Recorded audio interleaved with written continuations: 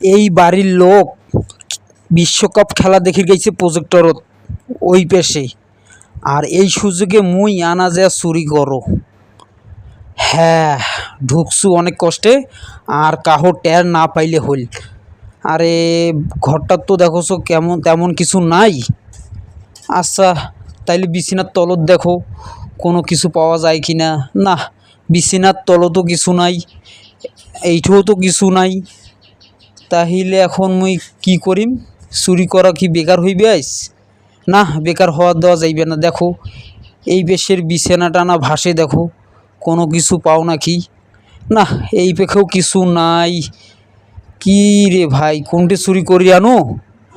ও, ওইটা একটা বই দেখোছো, দেখো বইয়ের ভেতর কোনো টাকা টুকা আছে নাকি।